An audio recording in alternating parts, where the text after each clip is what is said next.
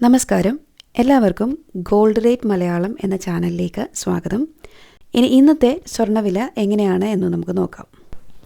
ഇന്ന് 4/4/2026 24 ക്യാരറ്റ് സ്വർണം ഗ്രാമിന് 15,092, പവന് 1,20,736 രൂപ.